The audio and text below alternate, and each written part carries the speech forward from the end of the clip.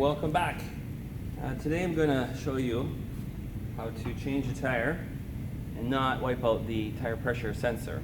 So if you see down here, we've got a sensor for this Ford, 2015 Ford Focus. And this is the rubber pull-through type. The other style has a metal cup. They're aluminum. And then they just screw on. This one just pulls through, but we're not going to remove it. We're just going to try to save it. We're going to change this tire because it's worn out. I'm going to show you how to pop the bead without knocking the sensor off, because that will scrape it off, and how not to wipe out the sensor with the tire machine. So there's a procedure for popping the bead and a procedure for removing, and a different procedure for installing, so we don't ever pull or yank on this sensor, because it'll just snap off. It's just rubber and plastic. You break that, it's going to get expensive. And we have 4. So a little care and you can save your sensors. Okay? When I come back, I'll show you breaking the bead on the bead breaker.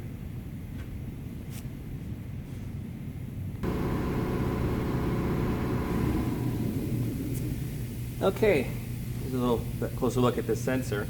So you can see it just sits here. It's just held on by the stem, and it's got a battery inside, and they don't last forever, and you can't change the battery. You just have to get a new sensor. So they last 5, 7, maybe 10, but around 7 is when they tend to go. And what will happen is it'll just stop broadcasting the tire pressure to the car, and you'll get the flashing tire symbol in your dash.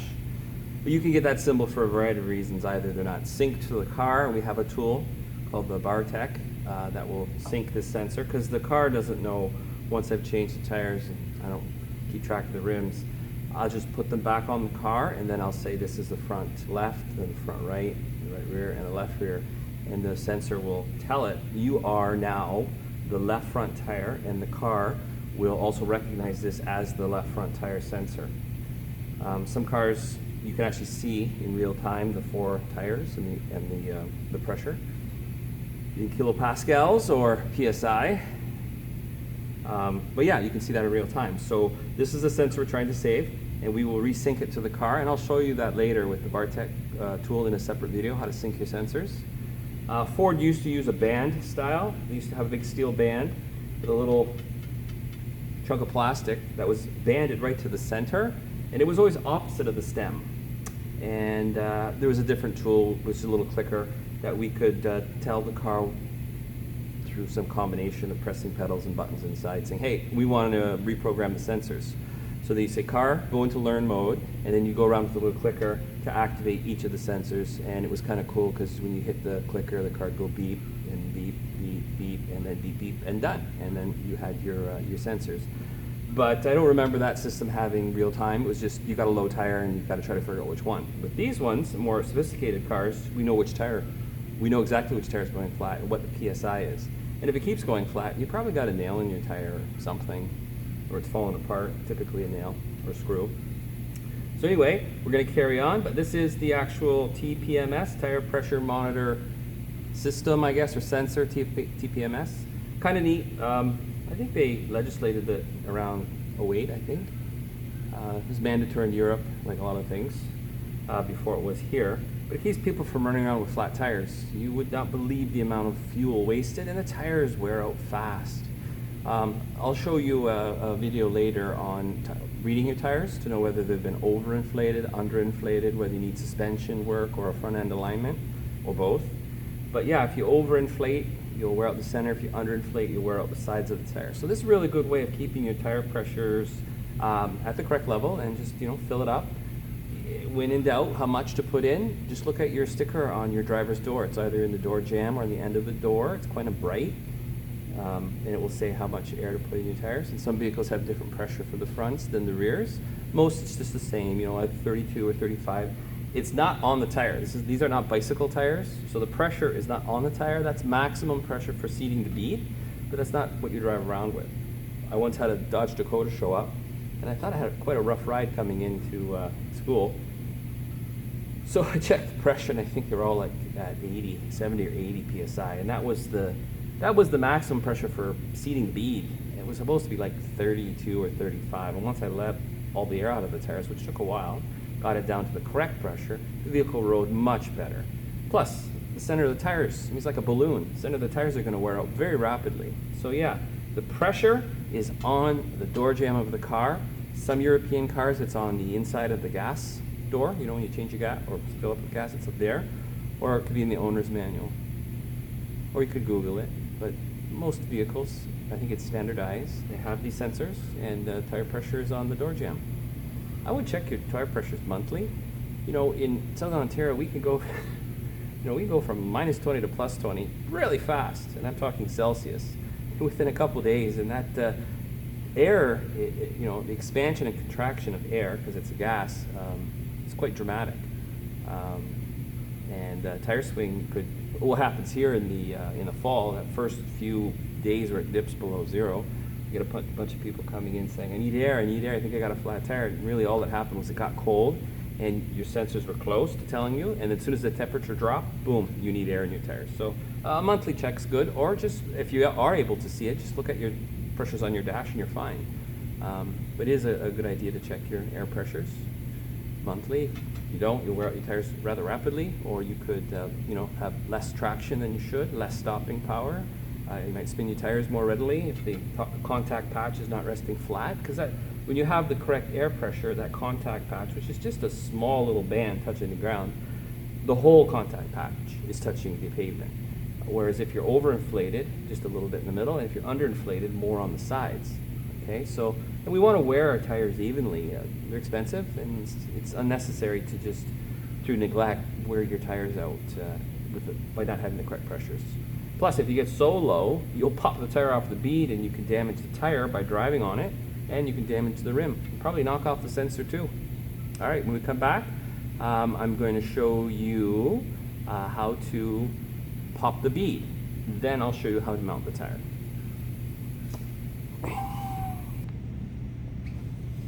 Okay, here with the bead breaker, you're going to see we've got these to protect the back, and this basically sandwiches the rubber to pop it off the bead.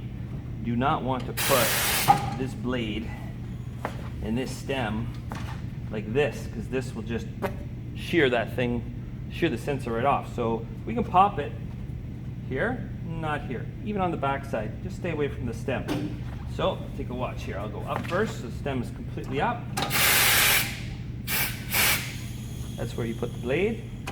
This machine you just lift up on the handle. Some have pedals. And that pretty well broke the bead all the way around. It's not that old of a car, but if I had to continue to push on it to get it to come off the bead, which it just did. See, there's our sensor there. We can put it here or here. Okay, now the back side, just make a note where that guy is. I'm just going to leave it straight up for now. Maybe I'll get lucky and looks like, well, let me do a little bit here. So I'm going to put the bead, the stem is now pointing towards my knees. Turn around. The stem is now pointing straight down. Yeah, we're off. So we're completely off of the bead now. And when we come back, I'll show you where to position the head of the machine here so we can get this tire off. All right, getting the tire off. Okay, so that's where that will engage. This is not in the right place. So put this just past this, right like that. And what you'll see is that when I pry this over the top, I've already cleared the sensor. So there's no way I'm going to peel it off because I'll already be over, even before the machine stops turning. Make sure you're over enough you don't grab the sensor and peel it off with the bar. So I'm over enough here, so I'm going to grab it here, bring it, see that? We're already over the sensor. And there we go. You see it'll come around and the sensor is already below the bead, so we're fine.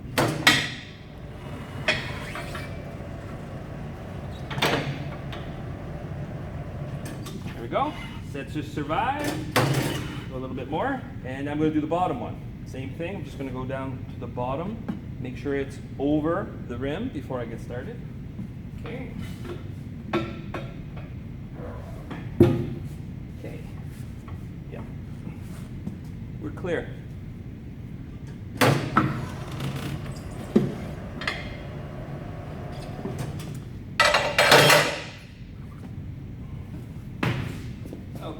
see here. And there she be, beautiful, intact sensor. All right. Now I'm going to clean this bead up a little bit, put some bead sealer on before I show you where to put this to install the tire, both turns, but where this needs to be to install it. Okay.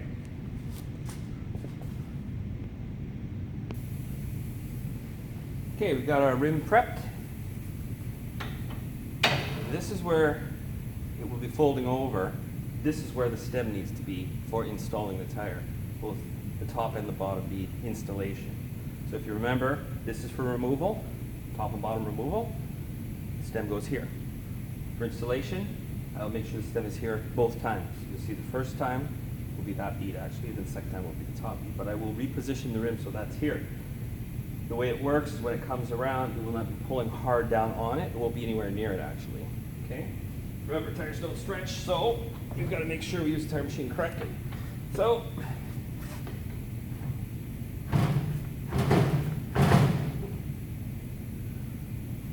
it's just to slip it on, make it a little easier to get it on.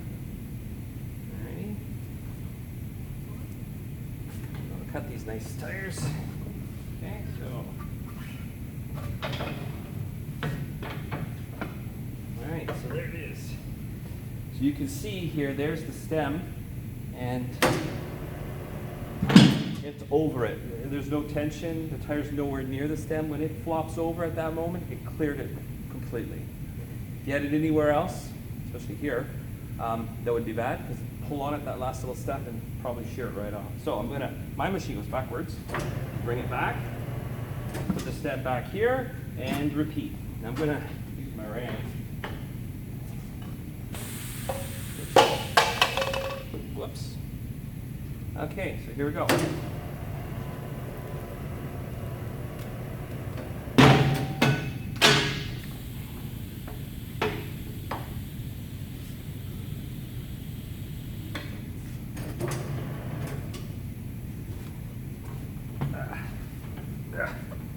There it is there. Sensors intact and not broken. All right, let's get this thing beaded up. Pop the bead. Pop the bead, pop the bead, pop the bead.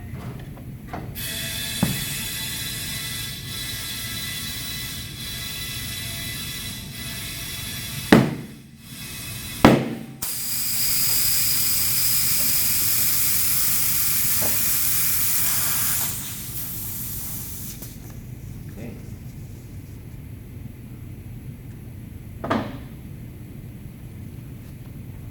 Plate to 30, so we can balance it, and we'll adjust it to the correct pressure when it's on the car. But it needs to have at least 30 to balance. If it's not balanced, a flat tire.